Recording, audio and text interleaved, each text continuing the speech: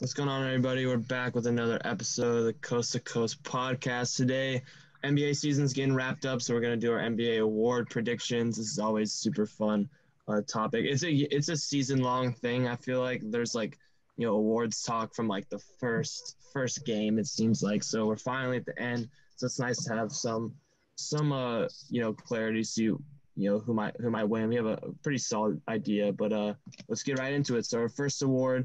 We got the sixth man of the year. I'm gonna start with you, Liam. Who is your guy? Yeah, so you and I share a person here. I got Jordan Yep. Clarkson, just kind of going off some stuff that I wrote down.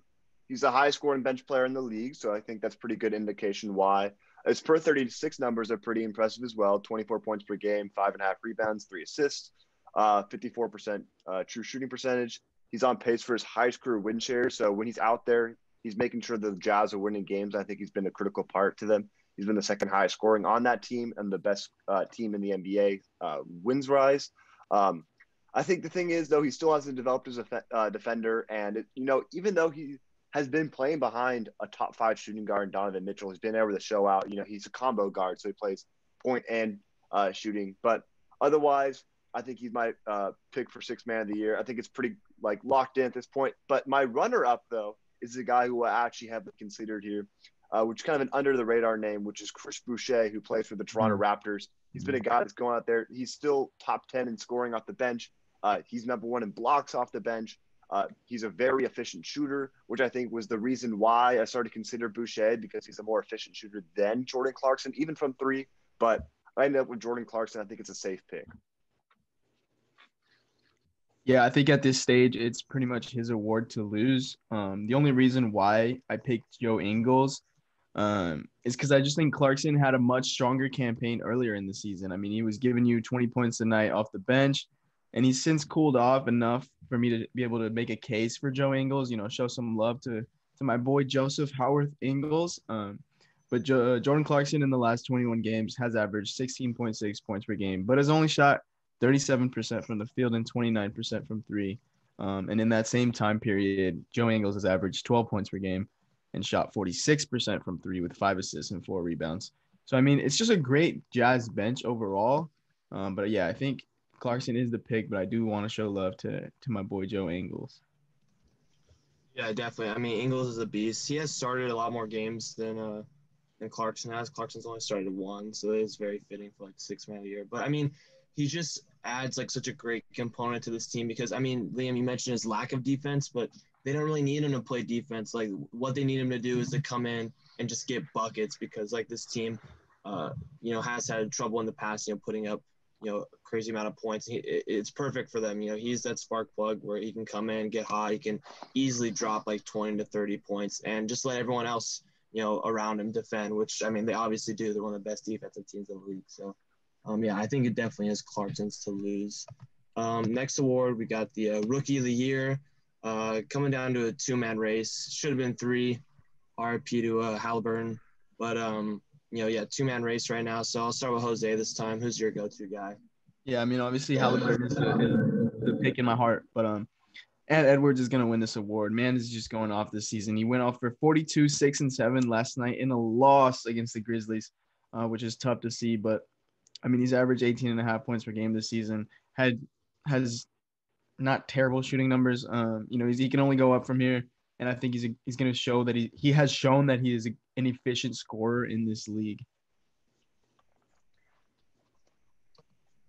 Yeah, what about you, Liam? Yeah, so obviously I got the wild card, not real wild card pick, but the other side of the battle. I think it's a two-man race at this point. And I'm just going to go with LaMelo Ball. I think, he doesn't have the scoring that Anthony Edwards has. I think it's really hard to make a case for him now, just after what we saw Anthony Edwards being the only teenager besides Kevin Durant and LeBron James to have a 45-5 game. But otherwise, I think LaMelo Ball has some very impressive stats. 16 points a game, 6 assists, 6 rebounds, a steal and a half, 45% from field, and 37% from three. He's above league average when it comes to three-point shooting and free throw shooting as well. I think he does, though, have to work on his two-point field goal percentage, but I don't think that's too much of a thing when you're talking about Rookie of the Year. He seems to have turned this franchise around from a team that wasn't really, I think they're less than 30% chance to make the playoffs. And I think they're pretty good eyes on making the playoff, at least the play-in tournament at this point. I think he just put some fantastic numbers up. And ever since, whether he was off the bench or whether he was on the court, he was making an impact.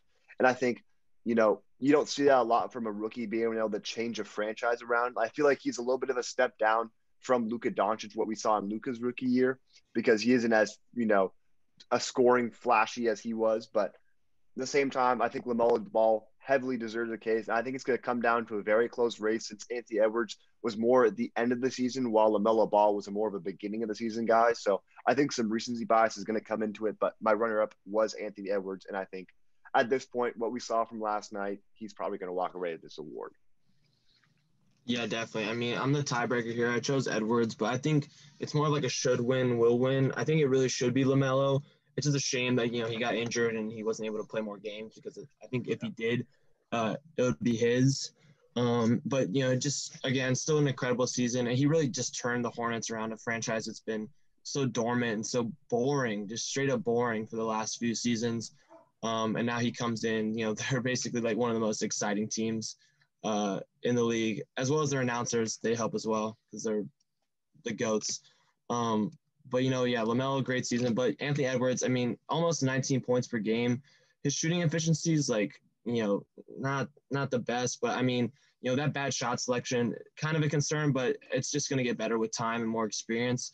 And he really just, has shown just, the most insane athletic ability, to the point where there's just, stretches of games where he just looks unstoppable almost, where he is just the most athletic person on the court. And there's just stretches of games where he's just unstoppable. I mean, you saw it last night, just insane performance. And I think he just needs to keep using his athleticism to his benefit, keep driving the hoop. It's only going to open up more good looks for him from three, which will help, improve his percentage, because, 32% is not ideal. But I think it should be LaMelo, but I think it is going to be Edwards if I was a betting man. But hey, I think he made 8 threes last night, though, which is pretty impressive. Yeah. If I'm not wrong. It's definitely been improving in the last few games, but still, it's tough to look at. Efficiency. 31.7. Yeah. If you're the Timberwolves, real quick, if you're the Timberwolves, are you handing him the keys? Are you handing him the keys to the team? No, you still got Towns. I think Towns is more talented. Yeah. Yeah, but I like Edwards' mindset more than Towns. He's always in go mode, so that offers bad shots and stuff. But I like his approach to the game. Whether it's it'll be detrimental sometimes, but I like it more than Towns, because I think Towns is the perfect second guy. But I don't know. Agreed. He's been the number one guy for how many years now, and it's hasn't really worked out. So yeah, I think Edwards just has more of a dog mentality, more of a natural leader than Towns. Yeah, but they're both going to get theirs. They're both going to – I think they should be a really nice duo for years. I mean, they complement each other pretty well. Yeah, definitely. All right, any last thoughts before I go on to the next award? No. All right, for sure. Sorry, I kept cutting you guys off. All right, so next one, we got the most improved player or defensive player. We'll go with defense. Sorry, yeah. It's all good. Yeah, sorry, yeah. This one, again, probably a two-man race. I'll start with Jose this time. Why do you think it's going to be Gobert? Yeah, I mean, it's kind of a boring pick. The Jazz are third in defensive rating, and it's his third. It would be his third award in 4 years. I mean, he just has a defensive impact that no other player really has, at least not a big man. And I think it's really hard for a perimeter player to win the award, no matter how much I want to give it to Ben Simmons. Gobert's averaging damn near 3 blocks a game, which is insane. I think there's really no way he's not going to win it unless some voters' fatigue plays into it. Yeah, I think just kind of to add on to it, some other stats to speak about. Second in the league in blocks, only behind Miles Turner, who's averaging a ridiculous 3.4, if I believe. He's the leader of a top 3 defense, like Jose said. He's the number 1 player in terms of defensive rating, a whole 1.0 higher than the next person, in Nerlens Noel. He's obviously a thing that isn't really talked about, but needs to be looked at, is his defensive rebound percentage. He's one of the best in the league with 33% rebound percentage. Number 5 in defensive box plus minus, and number 1 in defensive win shares. And then kind of adding on to this, obviously, Carson, you'll go into it with Ben Simmons. He's a run-up for mine. But another guy who I think deserves serious contention, who is Ben Simmons' teammate, who you think I'm going to say Embiid, but no, Matisse Thybulle has been having an excellent season. He needs to be a first-team all-defensive guard this year. But number 1 in defensive blocks plus minus and steal percentage. And he's number 3 in defensive rating, number 9 in block percentage. And this guy plays shooting guard. I think it's absolutely ridiculous. He's also averaging a steal in 0.6 per game. I think Matisse Thybulle is going to get some, second, third place votes in this award. I just wanted to point that out. Yeah, definitely. It's just a sad fact that, both, Simmons and Thybulle are, 2 of the best, perimeter defenders in the league, but it's kind of impossible to play them both together just because they both really can't shoot. So it's just a shame. Like if both of them could just develop a little bit of a jumper, that would be a dirty perimeter combo. But again, I completely understand the Gobert pick. It is a boring one, but it is. I mean, he has incredible metrics. He's great at what he does. Like his, I think he's his one-dimensional, defensive play is outstanding. I just like Ben Simmons more just because he's multi-dimensional, 1 through 5. He's 8th in defensive win shares, 11th in steal percentage, and 8th in defensive box plus minus. All just very solid across the board. And I just love the fact that Gobert is holding down the paint, but Ben Simmons can take on your best scorer, no matter no matter the team. It could be the point guard, it could be Dame, or it could be someone like LeBron or like a KD. He can still slow those guys down. And he did put up 42 points on basically all hook shots and layups in the paint against Gobert when they played. I thought that was, pretty important and why I picked him too. So I just want to pick Ben because I knew I was going to be the only one. And I just love the fact it's 1 through 5. Gobert's great, but I like the versatility for sure. Yeah. Shout out to Ben, man. Yeah. But it probably will be Gobert. If I would put money on it, I think they'd probably vote him again. Betting favors him as well. Yeah. All right.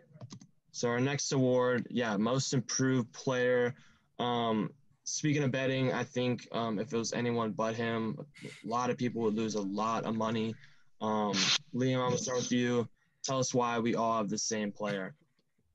Yeah, I think it's pretty obvious here. I think Jeremy Grant was the early season award pick. I put money on him at the midseason mark, which obviously is unfortunate, but it wasn't that much money I'm losing anyway. But a first-time All-Star, went up in a lot of every statistical category. And the thing I want to point out the most is his 3-point field goal percentage. I believe it was in the high 20s, and now he's a 42.7, which is far above league average.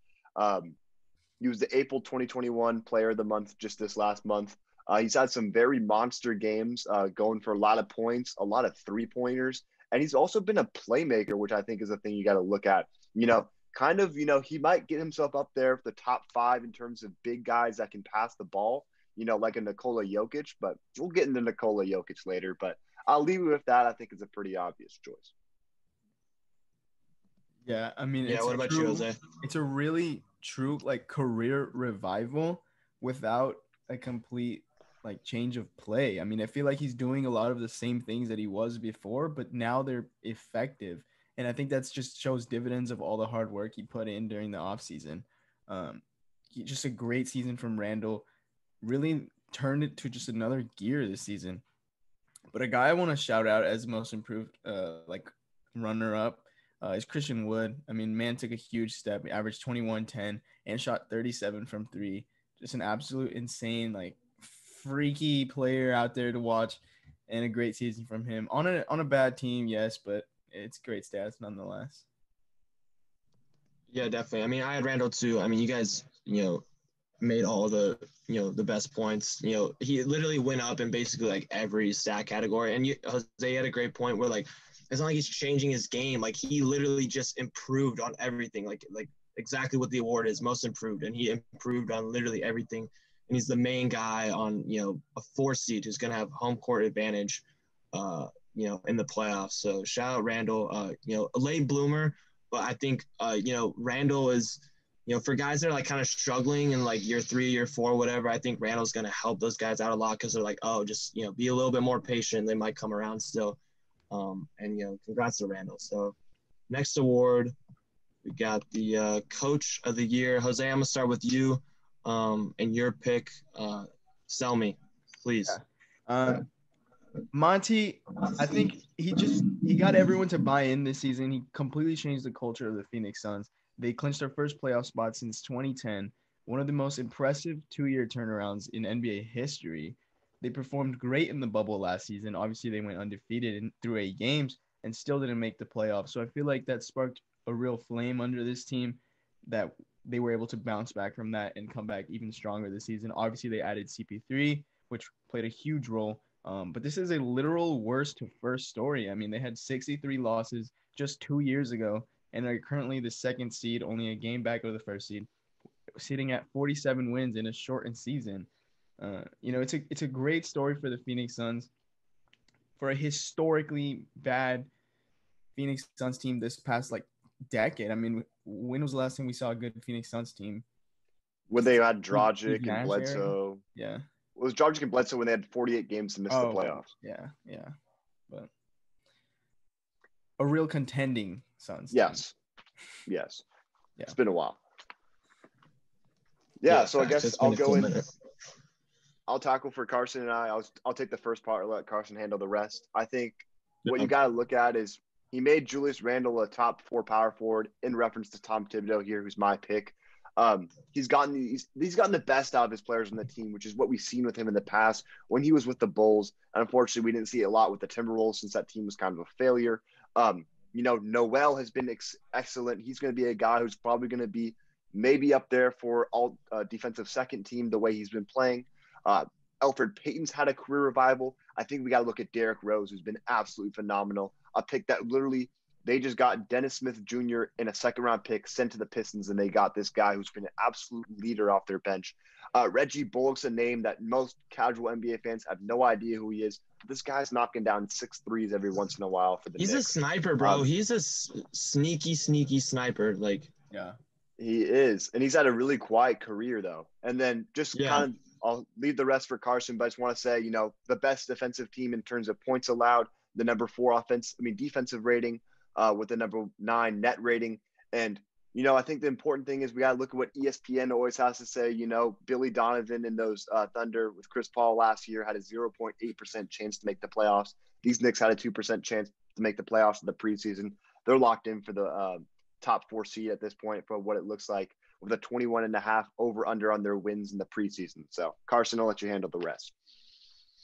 Yeah, definitely. I mean, I love Jose's pick with Monty. I think I would just have him second just because I think, obviously he's a huge part of their improvement, but I think also the other key aspect is just the, addition of CP3. Whereas, for the Knicks, besides Quickly and Toppin, and then they added Rose midseason, but they essentially have the same team as last year, besides those 2 rookies. And so that's just a testament to how much Thibodeau has improved them. Brought the culture back too. I mean, brought, the 90s Knicks, were defensive minded, just very tough, tough, great group of guys. And I think he really just helped just develop a culture and with a team that hasn't had one in the last few seasons. They went from 21-45 to 37-29. Like we already said, 4th seed, home court advantage. They gave up the worst field goal percentage and 3-point percentage in the league. Teams shoot 44% and 33%, from 2 and 3 respectively. And yeah, like you said, one of the best defensive teams in the league, and Tibbs is, one of the biggest reasons for that. So it should be his. But shout out to Monty too, because the Suns, awesome, worst to first kind of storyline from them. So yeah. I think Chris Paul makes the case worse though.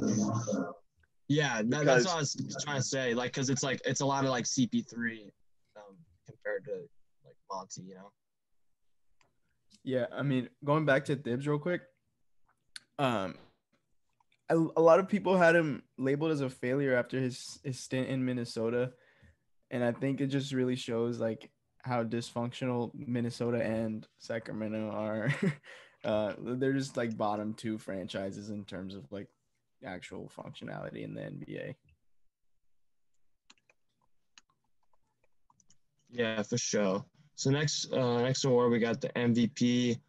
We all got the Joker. I mean, he earned it. It's not like, it's not like everyone was injured and it's like, oh, we need to give it to someone. Like he earned it. I mean, they lost Murray. Like, he put up the stats. Like it's not like a cheap award from him. Like it's clearly Jokic's. So Jose, I want to start with you. Why is Jokic the MVP? Yeah, I mean, he's having a dominant season. Definitely the best player this year. He's filling up the stat sheet. He had 32, 12, and 6 last night. Mans puts up 50-point triple doubles. The Nuggets haven't missed a single beat, even without Jamal Murray. And I think he's just one of the most unique players in history, like with his build and his play style. And he just signals a new era for basketball. I mean, he's defying the notion that you can't build a team around a big man in today's NBA. A center hasn't even won the MVP award since Shaq in 2000, and he's the most prolific passing big man ever, surpassing Will Chamberlain for the most double-digit assist games by a center. Absolute madness from this guy, and I think he's going to be a real factor in the playoffs. A lot of people are doubting him. Obviously, they don't have Jamal Murray, so their contending chances are a little limited, but I think he's got a lot to prove, or he's going to prove a lot to a lot of people. Yeah, and I think just some crazy things, if you guys didn't know, he increased across basically every statistical category, and that's by a drastic percentage. He increased his blocks per game, his points per game, his steals per game, his assists per game, his rebounds per game, his free throw percentage, his three-point percentage, and his field goal percentage. And he increased his efficiency stats while scoring almost 7 points more per game, which is insane to see from a big man, especially one that shoots the ball like he does, given that he shoots 60% from the field, and he's not always getting all of his points from the inside. He has the highest PER in the league, up there, I believe 31 plus. Number one in win shares, number one in blocks plus minus, number one in offensive plus minus, number one in value over replacement. He's the best playmaking big man to ever play the game of basketball. Don't argue me on this one. I'm not counting Magic Johnson or Ben Simmons because those guys play the point guard position. He has a plus 1.3 increase in blocks plus minus when he's on the court versus off the court, and 130 offensive rating, which is just insane to see. I don't know how, if Harden, Braun, and Embiid were healthy this year, it'd be a different story. But at the same time, I'm just happy to see that he'll be, more than likely the second round pick to win a most valuable player award since Willis Reed played for the New York Knicks. So absolute amazing season from him, and I'm happy to see that's been happening. Yeah, I mean, you guys hit all the points. I mean, Jokic 12th in scoring, 13th in field goal percentage, 9th in rebounding, 6th in assists, and then most importantly, 1st in PER. And then this is without his co-star the last few weeks, keeping the Nuggets a top 4 seed. And he's helped improve Porter's game exponentially. Porter's turning into a star before our eyes, and a big part of that is just Jokic, setting him up with easy baskets. Like Liam said, he's played every game, and his stats are just ridiculous. I mean, 26, 11, 8 on 56, 40, 85 splits. That's ridiculous. And, massive season from Jokic. So, real quick, who's your guys' runner-up? Embiid? Yeah, Embiid. Or Chris Paul. I think there's a strong case for him. He wouldn't be high on the teams, but I think he's got a strong case for MVP, even though it's more of a Steve Nash kind of case. Yeah, he should definitely be top 3 or at worst top 5 in MVP. He deserves it a ton. But probably Embiid second, and then Dame, Curry in the top 5. That's probably how I'd have it. All right, so next we got our all NBA teams. There's gonna be a lot of snubs, but the truth is there's just a lot of good guys in the NBA, and some of them are just going to get left off. That's just how it is. There's only 15 spots, and there's way more than 15, elite great players. So I'll start off with Liam's team. We got the same team. We got Curry, Luka, Kawhi, Giannis, and Jokic. Disclaimer, I would have Embiid if we could, but you're probably only going to have one of them since there's only one center position. But I think if it was just a team in general, I would still want to throw Embiid in there. But since we have the same team, I'll start with Jose. Why do you have Lillard instead of Curry? I want to hear the argument. It's not necessarily an argument. I think I just really like how Lillard has put together an entire season of just dominance. Curry, the Warriors did not start off very hot. He's been very hot recently. Obviously, recency bias does play a factor, especially in All NBA picks. But I feel like Lillard just did it for a more prolonged period of time, and also McCollum's been dealing with injuries this season, and Lillard's still been doing his thing. I mean, he has a legit case for like a top, like you said, a top 5 MVP candidate. And Curry, obviously, he just won. I think he won player. Did he win player of the month? Yes. He was 37 points a game last month or something insane. And the recency obviously does play a factor. I mean, can you guys name anyone who dropped 50 points prior to the trade deadline? I don't I know think people so, that dropped honestly. 40. Oh, Tatum. Tatum dropped 60 the other night. Yeah, but Prior? Oh, Trade- Yeah, prior. before the trade deadline. exactly. Like off the top of your head, you guys can probably name like 3 guys who dropped 50 recently, like KPJ, Tatum, Yeah. and Giannis dropped 49. But yeah, so I mean, it's just I feel like Curry is a more like recency bias type pick, and Lillard's just been doing it the whole season. Nothing against Curry though; he's great. No, that's fair. They should both definitely be first and second team, respectively, just either one. But no, Yeah, I we mean, got anything else on the first team? yeah, I'll just kind of go to defend the Curry pick. I mean, like Jose was saying, the whole argument that it's been the second half of the season, and just kind of add on to that, 34.3 points per game, 5.5 rebounds, 5 assists in 23 games since the All-Star game, shooting basically 50, 45, 90. I mean, I understand the argument, but I think at the same time, you got to look back to a situation like 2 years ago, I believe, when Paul George was having an MVP season for the Thunder, basically kind of fell off the cliff after the second half of the season.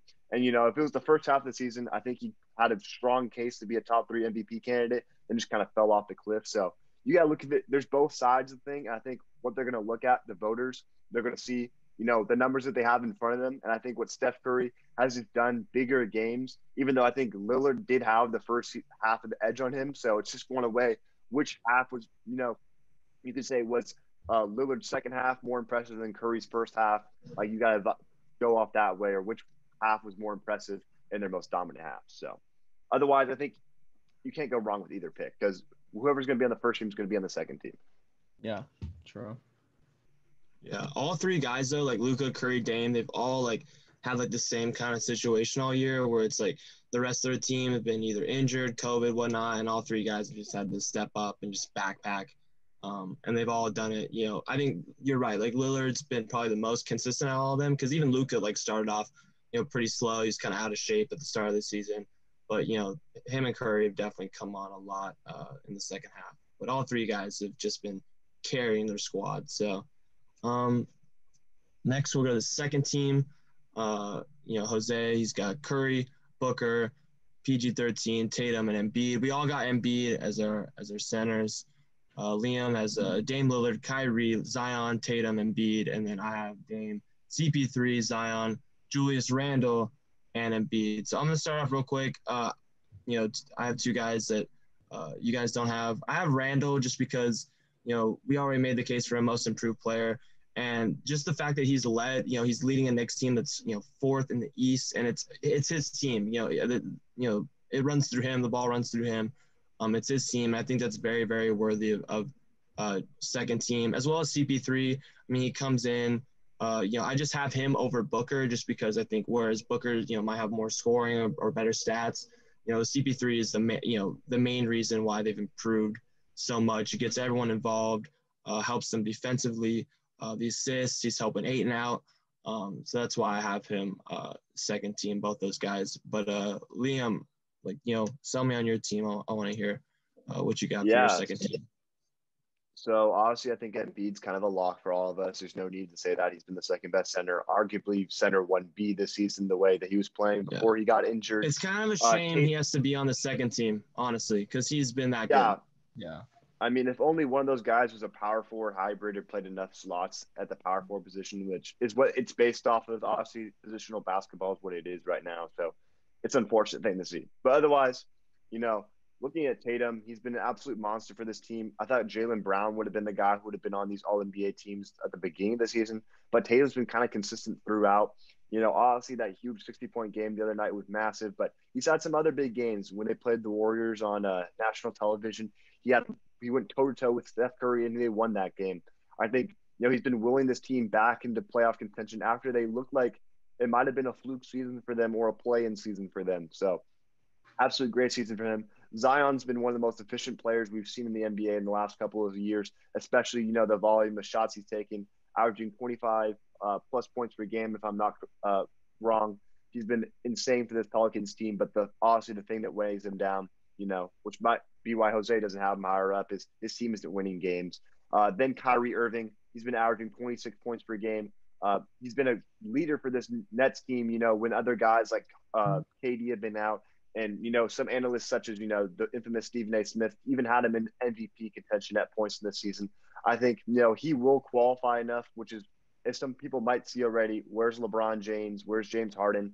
Those guys probably will not be able to qualify to make an All-NBA team due to the fact that they did not play at least 70% of their team's games. And then no need to argue for Dame Lillard. We already gave our points about him. Yeah. Yeah, so we just want to go to our third teams. Yeah. Oh, well, Jose's got to defend, I guess, Paul George and Booker. Yeah, I mean, Paul George, I think he's just been really balling. I think I liked him over Zion just for the fact that he said, like, his team's winning games. Same thing with Booker. I think Booker, I just like him more than CP3 just because, like, he's really the main guy for them, even though Chris Paul is probably the most important piece. I feel like Booker is the guy for the Suns. Yeah, that's fair. I'm over him. Yeah. And then, our third teams. So I have Booker third team, as well as Mitchell, PG 13, Tatum, and Gobert. We all have Gobert. We all have the same centers for each of our three teams. Liam, I'll start with you because you have two really interesting picks that I think are very deserving. We just didn't include them. Jimmy Butler and Russell Westbrook. I want to hear why you have them included on your third team, because I'm all for it too. I think they're very deserving, but they're just kind of guys, like I mentioned before. It's just like there's only so many spots. Yeah, exactly. So I'll just kind of get straight into it. I think with Westbrook, he's been absolutely phenomenal this season. A guy who I think is easily the most overhated player in the NBA. People talk down on him so bad. I mean, I don't think I've seen people go as far in the overhating conversation as saying he's top five. Okay, he's not top five, but he's definitely one of the best point guards in the league, and he needs to get the credit for that. Since the All-Star break, he's been averaging 23.5, 12.5 rebounds, and 12.5 assists. He's been a triple-double monster. If you just want to put a bet that's a lock almost any time he plays, just put a triple-double bet on Russell Westbrook. It's probably going to happen. And, he's been sort of, more efficient recently. He's toning down the three-point attempts, which has been a problem with him in his career in the past. But, he's got the Washington Wizards into the play-in tournament spot right now, which I think is very valuable, making his case here. There are 3 games above the Raptors, so it looks like they're going to lock that in at this point. But, this was a team that was a laughing stock at the beginning of the year. And then he kind of wasn't really Beal, even though Beal's been the guy who's been scoring all the points. Russell Westbrook's been the guy that's been, really making it happen for them. And I think that's why I have Russell Westbrook in there at my point guard position, or my one guard position. And then Jimmy Butler also has been very fantastic, averaging 21.5 points, 7 rebounds, and 7 assists. On a Miami team that I think, has pretty much disappointed this year. I think we expected a lot more out of them, but I would not say it's Jimmy Butler's fault. It's more of the surrounding cast, like Tyler Hero not taking a step up. So I got to go with Jimmy Butler here. He's a good defender. He's really improved as a playmaker this season, something that we saw flashes of in his early career in Chicago, how he wanted to start playing more point guard out there. But I think I made my case for them. I'll let it rest. And I think, like we already said, I'll let Jose touch on it when he has Chris Paul on his team, but I think Chris Paul's a lock to be on a team. Yeah, Chris Paul's definitely a lock. I don't know if he's going to be – he could very well, has a chance to be on first, just because I think he's, the president of the NBA PA or the NBPA. The guys, they really like him. I would not be surprised if, they vote him on the first team. But I don't think he deserves to be on first team. Second or third is probably a lock. But speaking of the play-in real quick, if I'm, a 7th, 8th seed in the East, I do not want to face the Wizards right now Hell no. at all. Hell no. Red hot. Nah. And after all the hard work they put in, to get to 7th, 8th seed, to just lose to a Wizards team that started off terribly, and obviously it around, it's insane. Yeah, but in a 1 to 2 game scenario, I would much rather have Westbrook and Beal, like 2 stars, that can easily take over a game or two. Like it's And they're a supporting built for cast playing. who has stepped up. Ryu Hachimura is a guy who can give you 20 points on any given night. They have some other Gafford. guys that are like, exactly. They have some solid guys who aren't big names. Ryu Hachimura coming from Gonzaga a couple years ago hasn't really taken a huge jump, but he's been playing kind of second, fiddle to those two guard tandems. And I think it's a scary team when it comes to the play-in tournament because they're more than likely going to be there. Hopefully they can beat the Pacers so they go up against the Hornets, who I think they have a better matchup against than the Heat. Yeah, definitely. I just want to touch on Donovan Mitchell real quick. I think very deserving just because, the main scorer, the lead guy on, the top team in the NBA. I think that in itself is very, very deserving. So I think we got to mention him. And then shout out PG, bro. I really hope he changed it in the playoffs. Like, that's really, because he's been having an incredible regular season. But, like, everyone knows, like, it means nothing because he still has, that weight on his shoulders of doing it in the playoffs. So, but he's been fantastic as well. Playoff P to show pandemic P though. Yeah, we need playoff P, not pandemic P, to show up, which is crazy because he's gonna need to show up fast because they might play the Lakers. Yeah, which would be insane. Imagine that, like the Clippers worked so hard just to play the Lakers in the first round. Hey, but the Lakers. Okay, we'll touch on it when we get to the champions. Yeah. So yeah, that's a good segue. We're going with our NBA champion picks. I'll just start off because we were already talking about the Lakers. I really think if they can make it through the first round, because it's going to be the toughest for them because they're going to be the least healthy. I think if they can make it through that, they can win a championship because they're the only team in the NBA that I fully trust that can turn it on. They're the only team that's been there before, that's done it. They did it in the bubble.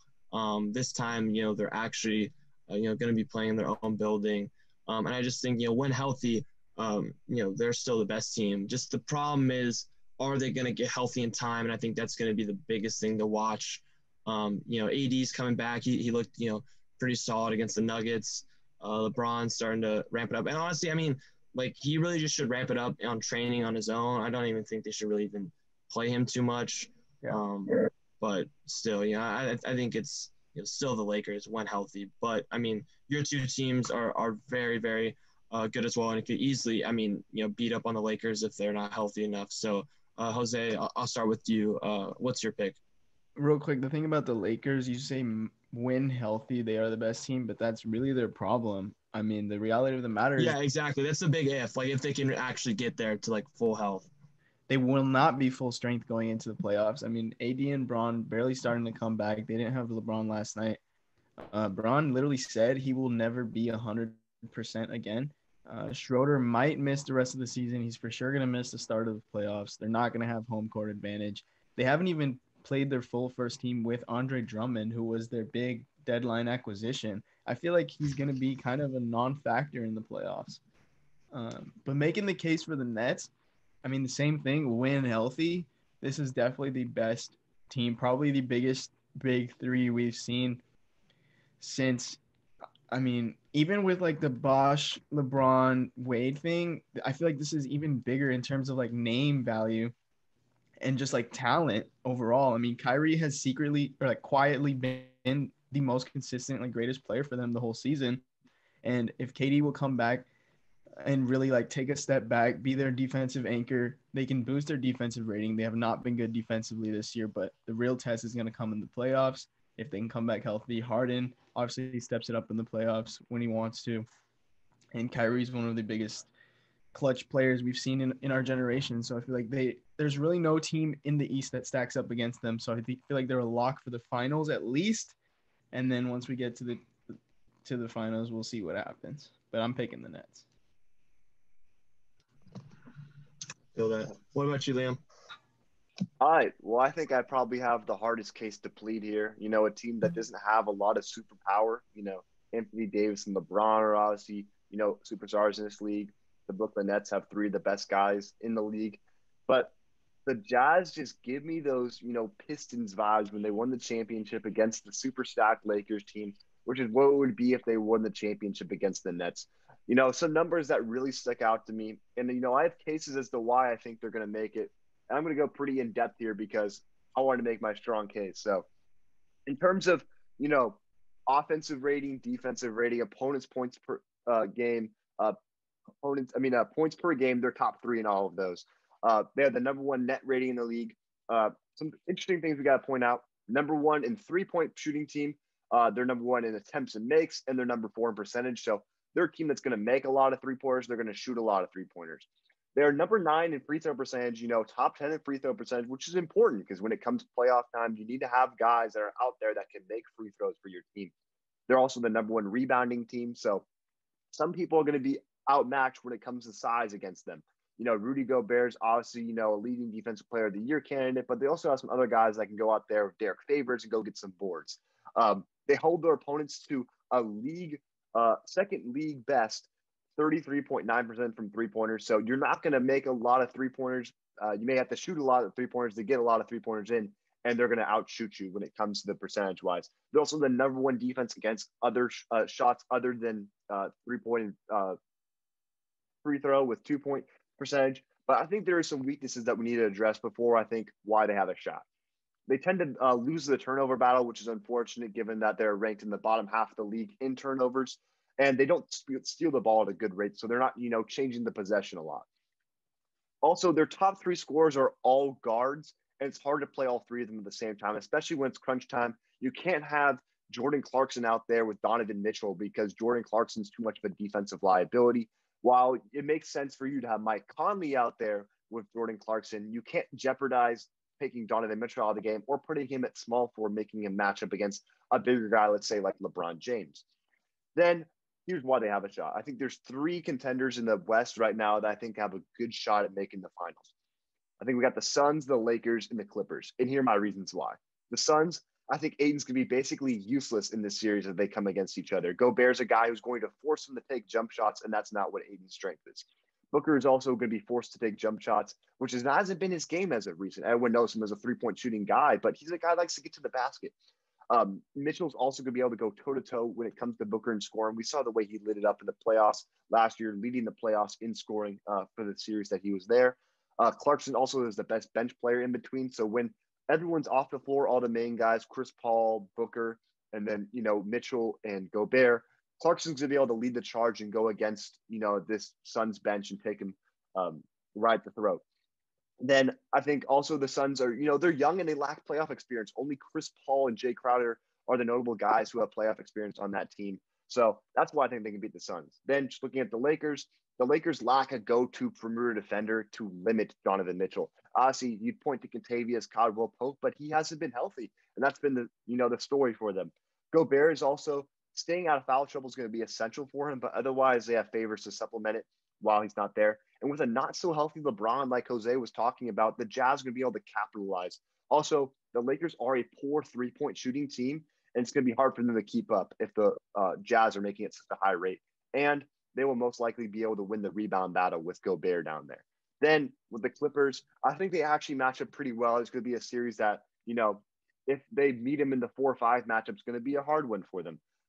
They stack up pretty evenly, though, in terms of 3-point shooting. But Paul George in the playoffs, like we mentioned earlier in this episode, has been suspect.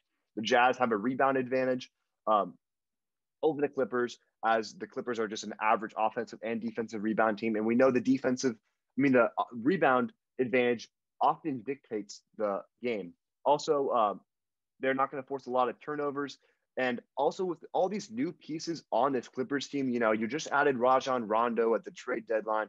DeMarcus Cousins is barely working his way in here. And, you really only have 2 certified stars who have been there for a while on that team with Paul George and Kawhi Leonard. It's going to have to show a lot about Paul George, and I don't know if I have confidence just yet. So I think the Jazz, they're out for vengeance. They lost 3-1 in the playoffs last year. They don't want to do that again. I think they might be the most complete team in the NBA. So there's my case. Yeah, I'm all for the Jazz. I just think I like um I like them against the Clippers. I think like you said, I think it's really gonna take the Clippers just like overpowering them with their star power. I think it's gonna take like Kawhi and PG just really taking over to beat them because the Jazz are much more balanced. But the problem is, I mean, we've seen Kawhi do it, we haven't seen PG do it. But I also I just really like the Suns against them because Gobert is the defensive player of the year, but he's actually like a liability when you actually bring him out in pick and rolls. And the Suns have two of the best pick and roll players like in the league. I mean, CP3 Booker, they can both just annihilate you on pick and rolls. So I really want to see that matchup. I think a Jazz Suns, if one of them ends up beating the Lakers, I would love to see that as a Western Conference Finals matchup. Just because I think those two teams are really, really balanced and they match. I mean, guys like Bridges, Cam Johnson, they kind of cancel out guys like, Ingles and Bogdanovich. I think that'd be like a fantastic series. But those are all great points. It's kind For of sure. different picks. I mean, does that mean that it has parity? I mean, it feels more that way since last season. Like we've got a lot more parity in the NBA this past 2 seasons. I Yeah, think the compared West to is more open than the East has ever been. yeah. Yeah. Yeah, because the East, it's like the Nets, and then like I could definitely see the Sixers or the Bucks like beating them, but it's just gonna take a couple extra factors, like a couple extra guys step up. Because I think it's a 3-team race in the East, and then like a 3 to 4 team in the West, where the Clippers are like I think under Jazz, Suns, Lakers, and then it's probably the Clippers. Sucks for So yeah, about what 7 teams in like the actual championship window. Like that's pretty solid. sucks for Giannis. I feel like once LeBron left the East, he was kind of expected to run that conference, but he just like has not, at least not in the playoffs. Yeah, and then KD came over, and I was like, oof. Well, yeah, now they've got the Nets and stuff. Yeah, and Giannis is just like Giannis is fantastic, but it's just like he has specific flaw that it's tough. It's tough to close out games with that. It's not even like, and because Giannis is dominant. I just wish they would like, if he's gonna close out games, don't close out games trying to hit a pull-up jumper. Like close out games getting like deep in the post and getting a hook shot or getting a dunk before the double comes to you. I think he just needs to focus more on what he's amazing at than trying to figure out the shot. I think it's really just kind of like because I mean you have to keep him a little bit honest. He's been doing a little bit better at the 3-point shooting, but just do what he's great at. He's unstoppable in the paint. Agreed. And if they play the Nets have no one for him. Nobody. So, Absolutely no one. DeAndre Jordan, baby food. Griffin's strong, but he's not tall. I mean, they got KD. He can take Giannis. That would be lit to see, to watch. I love the KD Giannis matchup. Like that game a few days ago was amazing. Like watching them go back and forth, like two just like demigods like going at it. Yeah. Straight lab creations, both of them. The my player creations like OP. Yeah, I know. Both of them just going at Can't it. even make those boys in 2K. No, I know. Yeah, they're the craziest 2K builds ever, both of them. But yeah, I think that's gonna wrap it up. You guys got anything else? Nah, I'm hyped for the playoffs. Me too, man. We'll have to come back to this and actually like check like once the awards actually drop, we'll come back and see like how well we did. Yeah. We'll drop who's the most accurate. Yeah, that's for sure coming. I think awards come out. They come out like the middle of the playoffs, right? End of the playoffs now. The NBA awards ceremony. Which is dumb. If the regular season awards, they should come out before the playoffs. Like I missed ceremony before, like on the first playoff game. Hosting the MVP trophy. Like that was a lit time. I always think of the Derrick Rose one. Yes, I was gonna say that one or whatever, but yeah. And it's like a dope storyline to like watch. Like the most iconic one that comes to mind is like Western Conference Finals. I think it's like 94, 95. Like David Robinson like wins the MVP trophy. He's like holding it up like in the playoffs against Hakeem and the Rockets, and Hakeem's just like pissed off because like, oh, that should be my trophy. And he just kills him. He shows him like why like he's the real MVP. And like shit like that just like is like I love seeing that. And that's part of like when they get in the playoffs. So yeah. So because imagine you see like if Harden was healthy and you see like Harden versus Embiid in the like second round matchup or something. He's like, screw you, Embiid. I should have won the MVP trophy or something like that. Like in some alternate Exactly, universe, that would bro. have been It gives crazy. more fuel to the fire. Like, yeah, I love it. The competitive spirit just goes like through the roof. Yeah, but they want to sell. They want to sell units. They want to have that show that brings in money. So It's all business. That's true. Yeah, that show does bring in a lot of cash. All right. Yeah. gonna do it. Yeah, that's gonna wrap it up, boys. Yeah, we'll see you guys for another Sunday talk. So stay tuned for that. But yeah, without further ado, catch you guys on the next one. Peace.